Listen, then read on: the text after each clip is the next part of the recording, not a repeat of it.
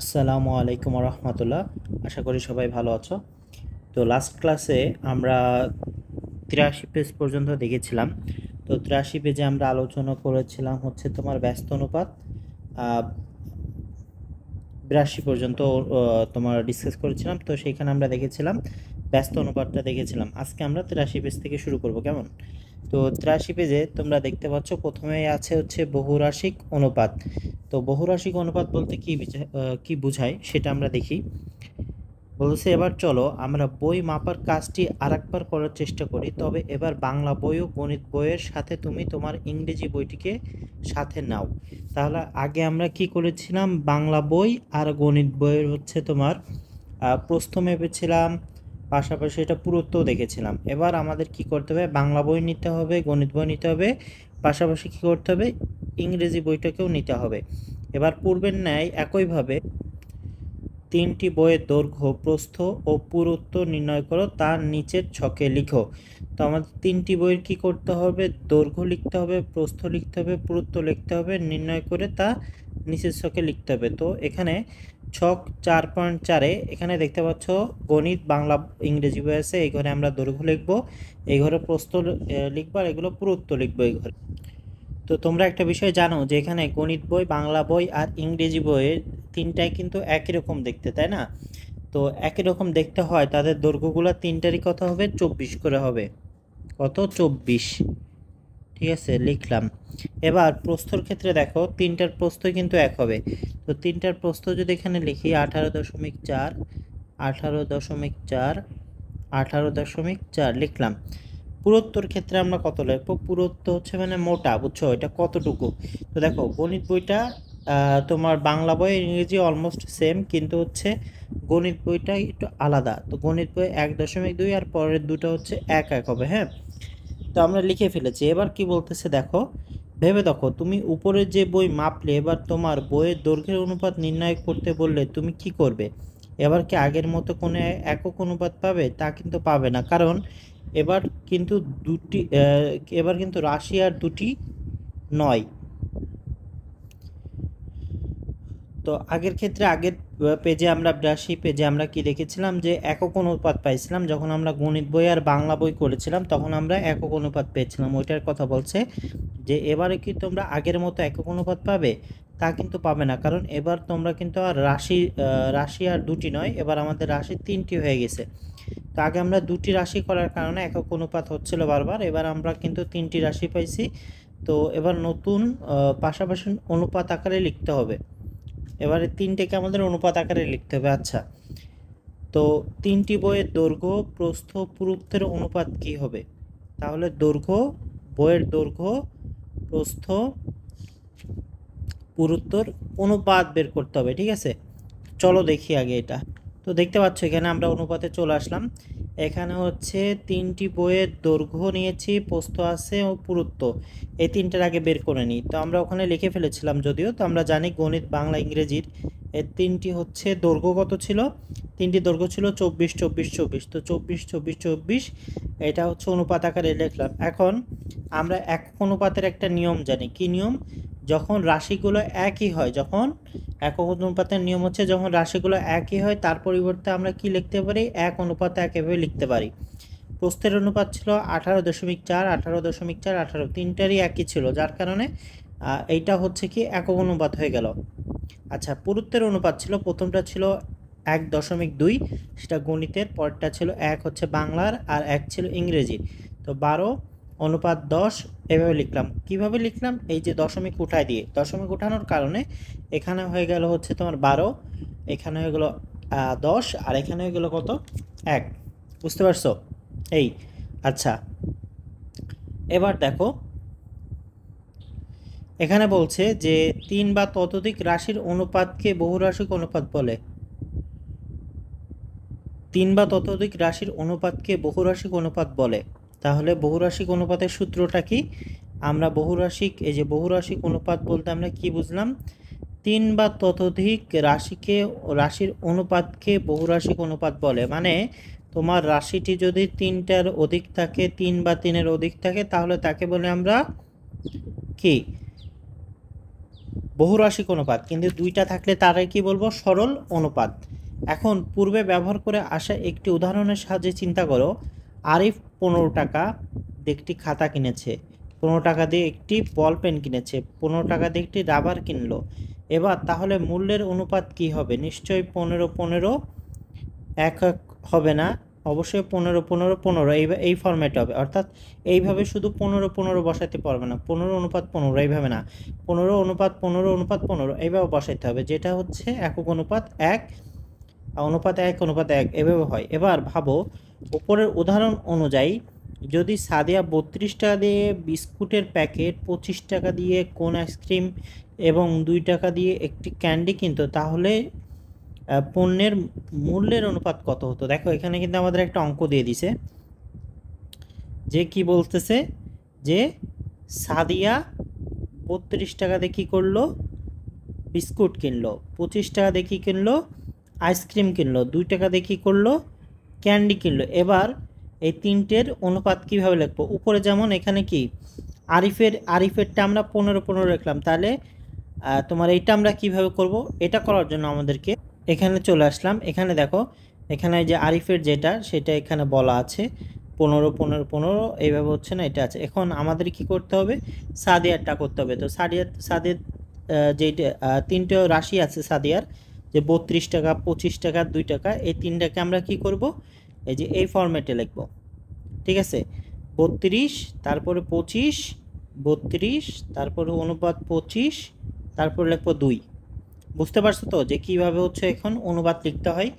যেমন সাদিয়া 32 টাকা দিয়ে বিস্কুটের প্যাকেটও 25 টাকা দিয়ে কোনো আইসক্রিমের সাথে 2 টাকা দিয়ে একটি ক্যান্ডি কিনলো, তিনটি পণ্যের মূল্যের অনুপাত তাহলে এত হচ্ছে। তার মানে আমাদের যদি কোনো এরকম ছোট্ট একটা ঘটনা দিয়ে দেয়, দিয়ে বলে তাদের অনুপাত বের করো, তাহলে কিন্তু আমরা সহজেই পারবো।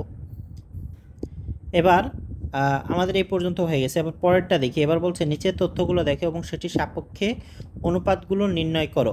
তো আমাদের এখানে দেখো, তৃতীয় শ্রেণীতে গড় বয়স কত? 8 বছর। পঞ্চম শ্রেণীতে গড় বয়স 10 বছর। সপ্তম শ্রেণীতে গড় বয়স 12 বছর। গড় বয়সটা কি? মানে ওই শ্রেণীতে, তৃতীয় শ্রেণীতে যত স্টুডেন্ট আছে সবগুলোর বয়সের গড় হচ্ছে 8 বছর, পঞ্চমে 10 আর সপ্তমে 12।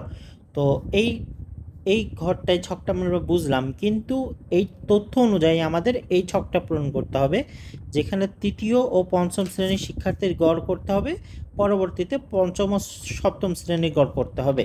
তো প্রথমটা করে দেওয়া আছে, দ্বিতীয়টা আমরা করি। হ্যাঁ, তো প্রথমটা আছে কি, তৃতীয় পঞ্চম শ্রেণীর গড় অনুপাত 8-10, আমরা এই তথ্য অনুযায়ী করব।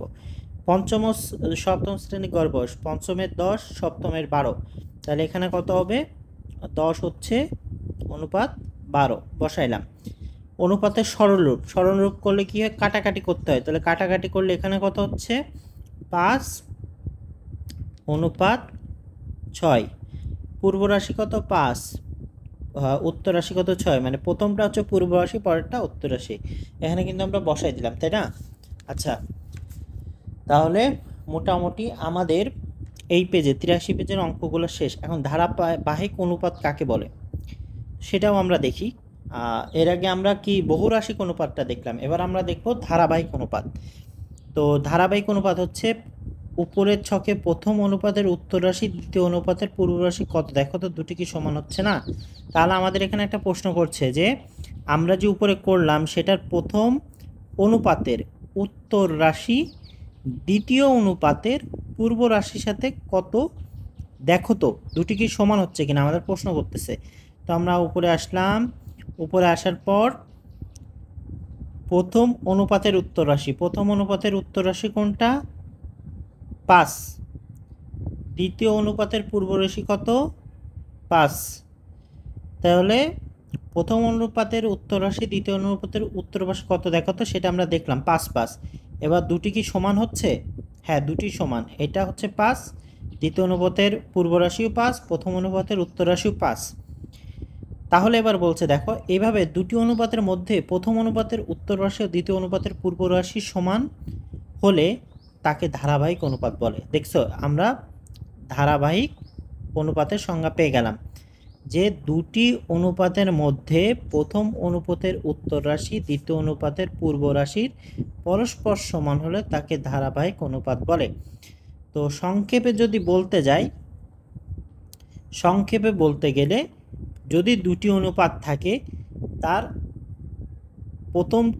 প্রথমটির পূর্ব রাশি প্রথমটার সাথে পরেরটা যদি মিলে যায়, পরের অনুপাতের পরেরটা, অর্থাৎ এখান থেকে যদি দেখো তাহলে প্রথম রাশির কি প্রথম অনুপাতের প্রথম সংখ্যা যদি দ্বিতীয় অনুপাতের দ্বিতীয় সংখ্যার সাথে মিলে যায় তাহলে সেটা ধারাবাহিক অনুপাত।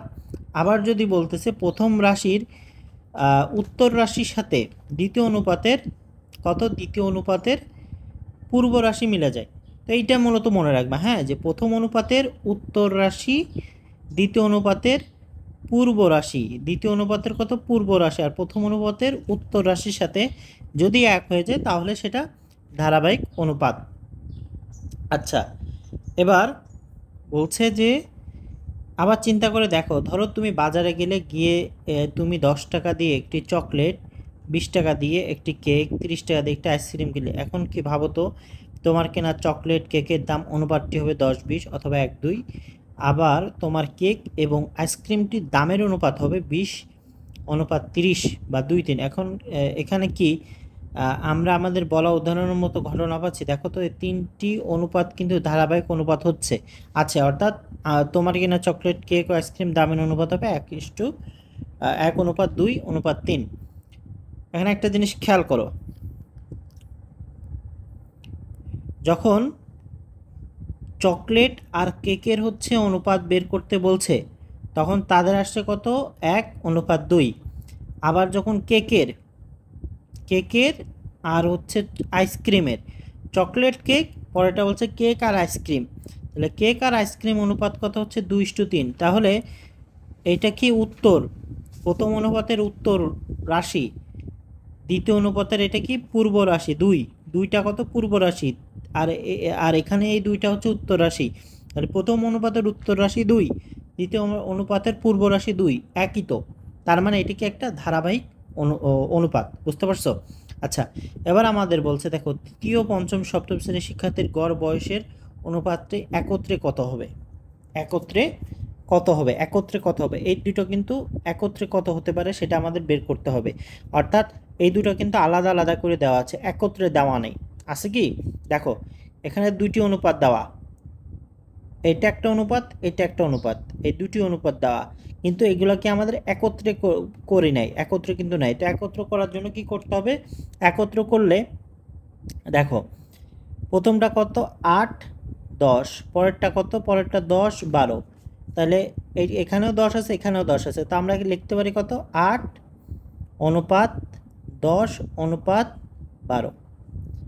ঠিক আছে, এইভাবে আমরা দিতে পারি। এটা সরাসরি অঙ্ক করে দিলাম, বাট এইভাবে করলে আমাদের এইভাবে করে দেখাইতে হবে। ঠিক আছে, এইভাবে করে দেখাইতে হবে যে তৃতীয় পঞ্চম শ্রেণী গড় বয়স 8-10, পঞ্চম ও সপ্তম শ্রেণী গড় বয়স 10-12, প্রথম অনুপাতের উত্তর রাশি দ্বিতীয় অনুপাতের পূর্ব রাশি পরস্পর সমান।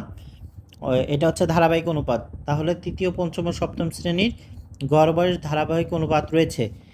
তো তৃতীয় পঞ্চম ও সপ্তম শ্রেণীর গড় বয়সের ধারাবাহিক অনুপাত হচ্ছে 8-10-12, যেটা আমি তোমাদেরকে দেখাইলাম সংক্ষেপে এক লাইনে। তো এইভাবে করে ধরো কি করতে হবে? লিখতে হবে। ঠিক আছে, এইভাবে করতে হবে, তাহলেই দেখা যাচ্ছে স্যাররা বুঝতে পারবে। ওইভাবে করে দিলে মানে হবে, কিন্তু সেটা ভালোভাবে হবে না, এই আর কি। তো পরবর্তী কোনটা আছে দেখি, সেটা হচ্ছে আমাদের এখানে বলতেছে যে তৃতীয় পঞ্চম শ্রেণীর শিক্ষার্থীর গড় বয়স যথাক্রমে 7-10, অপরদিকে ষষ্ঠ শ্রেণীর শিক্ষার্থীর গড় বয়স 11। তাহলে এই 3 শ্রেণীর শিক্ষার্থীর গড় বয়সে কি ধারাবাহিক অনুপাত রয়েছে? ধারাবাহিক অনুপাত রয়েছে, থাকলে ধারাবাহিক অনুপাত আকারে অনুপাতটি কত হবে? ধারাবাহিক অনুপাত আকারে কত হবে? ধারাবাহিক অনুপাতে যদি আমাদের করতে যায় তাহলে আমাদের কি করতে হবে বলো তো? তোমাদের ভাবার সময় দিলাম, না তোমরা ভাবো একটু। হ্যাঁ, তোমরা পারবা, কারণ এটা যে এই একক কাজের মতোই। ঠিক আছে, একক কাজের মতোই। তো আমরাও এটাও দেখে, এখানে দেখতে পাচ্ছ যে তৃতীয় পঞ্চম আর ষষ্ঠ দেওয়া আছে। তৃতীয় পঞ্চমের কত 7 10, ষষ্ঠর কত 11। তাহলে আমরা লিখতে পারি যে তৃতীয় পঞ্চম শ্রেণীর শিক্ষার্থীর গড় বয়সের অনুপাত 7 10, ষষ্ঠ শ্রেণীর শিক্ষার্থীর গড় বয়স 11। তাহলে পঞ্চম ও ষষ্ঠ শ্রেণীর শিক্ষার্থীর গড় বয়সের অনুপাত 10 অনুপাত 11। এখানে প্রথম অনুপাতের উত্তর রাশি দ্বিতীয় অনুপাতের পূর্ব রাশি পরস্পর সমান। প্রথম অনুপাতের উত্তর রাশি দ্বিতীয় অনুপাতের পূর্ব রাশি সমান, তাহলে এটা একটা ধারাবাহিক অনুপাত। এবং অতএব তৃতীয় পঞ্চম ও ষষ্ঠ শ্রেণীর গড় বয়সের অনুপাত হবে কত, যে হচ্ছে এখানে কত 7 অনুপাত 10 অনুপাত 11। ঠিক আছে, এটা হবে 7 10 11 অনুপাত হবে মাঝখানে। এইভাবে হবে, বুঝছো? তো আই হোপ এই পর্যন্ত বুঝতে পারছো। এবার আমাদের এই চ্যাপ্টারের এই 84 পেজের লাস্ট যেটা আছে একক কাজ, সেটা হচ্ছে আমাদের এখানে দেখো এই এখন পর্যন্ত যেই যতগুলো অনুপাত আমরা শিখলাম, যেমন প্রথমে আমরা শিখেছিলাম সরল, পরে লঘু, পরে গুরু, দেন একক, ব্যস্ত, বহুরাশিক, ধারাবাহিক। প্রথম ক্লাসে শিখেছি সরল, লঘু, গুরু। দ্বিতীয় ক্লাসে আমরা শিখেছি একক, ব্যস্ত। তৃতীয় ক্লাসে শিখেছি বহুরাশিক ও ধারাবাহিক। তো সবগুলো বুঝতে হলে তোমাকে আগের দেখা যাচ্ছে 2টা 3টে ভিডিও দেখতে হবে, নাহলে বুঝতে পারবে না। তো এখানে সুন্দর করে কিন্তু আমি বুঝিয়ে দিয়েছিলাম, তারপরেও আমাদের এটা আমরা করব আজকে ইনশাল্লাহ। তো এটা গুরু অনুপাত, এখানে প্রথম দুটো আছে সরল, লঘু, আর বাকিগুলো করতে হবে। তো চলো দেখি এটা কীভাবে করবো আমরা। তো এখানে দেখতে পাচ্ছ সরল অনুপাত বলতে কি বোঝাচ্ছে, দুটি রাশি থাকবে। তো 3 5, এখানে উদাহরণ 3 5 দেওয়া আছে, মানে সরল অনুপাত হতে ধরলে দুটি রাশি থাকবে। আর বহুরাশিক অনুপাত হতে 2-এর অধিক রাশি বিশিষ্ট হতে হবে। তাহলে সরল অনুপাত আর বহুরাশিক এই দুটোর মধ্যে বুঝতে পারছো তো মেইন পার্থক্য কোথায়? দেখো এই দুটোর মধ্যে মেইন যে পার্থক্যটা কোথায় বুঝতে পারছো এবার? যে দুটি রাশি থাকবে, সরল অনুপাতে দুটি রাশি থাকবে, কিন্তু বহুরাশিক অনুপাতে 2-এর অধিক থাকবে। তাহলে তুমি সহজে মুখস্থ করতে পারবে যে দুটি রাশি থাকলে তাকে আমরা বলি সরল অনুপাত, 2-এর অধিক রাশি থাকলে তাকে বলি বহুরাশিক অনুপাত। ঠিক আছে, আচ্ছা। তো দুটি রাশি মানে কি, এরকম 3 5 থাকবে। বহুরাশিক অনুপাত মানে 3টা থাকবে, বা এখানে 4টাও থাকতে পারে, ধরো এরকমও থাকতে পারে 1 অনুপাত 2 অনুপাত 3 অনুপাত 4 অনুপাত 5, এইভাবে অনেকও থাকতে পারে, অনেকগুলো থাকতে পারে। হ্যাঁ, 5 6টাও থাকতে পারে, 7 8টাও ইচ্ছা মতো থাকতে পারে, সমস্যা নয় এটা। আচ্ছা, তো আমাদের মোটামুটি এই দুটো হয়ে গেল, সরল অনুপাত আর বহুরাশিক অনুপাত পেরে গেলাম। এবার লঘু অনুপাত আর গুরু অনুপাত জানবো। লঘু অনুপাত, তার আগে আমি বলি দুটি রাশি থাকলে প্রথমটিকে বলে হচ্ছে পূর্ব রাশি, পরেরটিকে বলে কি বলে উত্তর রাশি। অর্থাৎ এখানে যদি তোমার 1 অনুপাত 2 থাকে, এটাকে বলা হবে কত, এই 1কে বলা হবে হচ্ছে পূর্ব রাশি, আর এই 2কে বলা হবে কত, উত্তর রাশি। বুঝছো? তো 2 হচ্ছে পরেরটা, ডান সাইডেরটা, এই জন্য একে বলা হচ্ছে উত্তর রাশি। আর এই 1 হচ্ছে পূর্ব সাইডেরটা, মানে বাম পাশেরটা, তাই একে বলা হচ্ছে পূর্ব রাশি। তো এবার লঘু অনুপাত বলতে বোঝায় যখন প্রথমটা হচ্ছে বড় হয় দ্বিতীয়টার থেকে, মানে পরেরটা থেকে, তাকে বলা হচ্ছে লঘু অনুপাত। কি বললাম? যখন প্রথমটা বড় হয় দ্বিতীয়টার থেকে, তখন বলা হচ্ছে লঘু অনুপাত। আর যখন গুরু অনুপাতে, যখন প্রথমটা হচ্ছে লঘু অনুপাতে প্রথমটা ছোট হয়, হ্যাঁ, প্রথমটা কি হয়, পূর্ব রাশিটা কি হয়, ছোট হয়, এটা ছোট হবে, আর এটা হবে কত, বড়। আর এর উল্টোটা হয় হচ্ছে গুরু অনুপাতে হচ্ছে এটা হয় কত, 2 হয় হচ্ছে, এইটা হয় হচ্ছে ছোট, আর এই প্রথমটা হয় কত, বড়। বুঝতে পারছো? আচ্ছা, তো এখানে দেখো বলতেছে কি যে সরল অনুপাতে পূর্ব রাশি, যেটা আমি তোমাদেরকে পূর্ব রাশি বুঝাইলাম, সেই পূর্ব রাশি উত্তর রাশি থেকে ছোট হলে, মানে প্রথমটা যদি দ্বিতীয়টা থেকে ছোট হয় তাহলে লঘু অনুপাত। আর গুরু অনুপাত হচ্ছে প্রথমটা যদি দ্বিতীয়টা থেকে বড় হয়, অর্থাৎ সরল অনুপাতের পূর্ব রাশি উত্তর রাশি থেকে বড় হলে তাই গুরু অনুপাত বলে। আচ্ছা, এবার উদাহরণ হিসেবে যেমন আমরা এখানে আছে 5 8, আমরা আরেকটাও দিতে পারি উদাহরণ হিসেবে। যেমন ধরো হচ্ছে এখানে 4 8 দিতে পারি, তারপরে এখানে ধরো 6 6 7 দিতে পারি, 6 7 8, মানে প্রথমটা থেকে দ্বিতীয়টা বড় হতে হবে এই। আর এখানে যেমন আমরা হচ্ছে দিতে পারি উদাহরণ হিসেবে, যেমন মনে করো হচ্ছে তোমার 6, 5, তারপর হচ্ছে 10, 2 এভাবে দিতে পারি। আচ্ছা, একক অনুপাত আর ব্যস্ত অনুপাতটা কি? একক অনুপাত হচ্ছে যখন দুটি এক হবে, যখন দুটি রাশি এক হবে, সরল অনুপাতের দুটি রাশি সমান হলে তখন আমরা একক অনুপাত বলি। যেমন 5, 5, 1, 1, 2, 2, 3, 3। হ্যাঁ, ব্যস্ত অনুপাত মানে সরল অনুপাতের বিপরীত অনুপাত, অর্থাৎ 10, 3 হচ্ছে এটা অনুপাত, এর বিপরীত কত? 3, 10। আবার মনে করো আছে হচ্ছে 1:2, এটার ব্যস্ত অনুপাত কত হবে? ব্যস্ত অনুপাত হবে হচ্ছে 2:1, মানে উল্টোটা হতে হবে। হ্যাঁ, 2:1, অর্থাৎ সবসময় উল্টোটা হতে হবে, সেটা হচ্ছে ব্যস্ত অনুপাত। আচ্ছা, আর এগুলো সবই সোজা কিন্তু, তাই না? এবার লাস্টে যেটা আছে সেটা হচ্ছে ধারাবাহিক অনুপাত, অর্থাৎ দুটি অনুপাতের প্রথমটির উত্তর রাশি দ্বিতীয়টির পূর্ব রাশি সমান হলে সেটা ধারাবাহিক অনুপাত বলে, যেটা আজকে এই ক্লাসে আমরা শিখলাম। তো এটা নিয়ে আর ব্যাখ্যা না করি, এটা অলরেডি বুঝেছো তোমরা। তো আজকে এই 84 পেজ পর্যন্তই। নেক্সট ক্লাসে আমরা হচ্ছে ছক 4.5 থেকে শুরু করবো ইনশাল্লাহ, যেটা হচ্ছে 85 পেজ। তো আনটিল দেন সবাই ভালো থেকো। আসসালামু আলাইকুম রহমতুল্লাহ।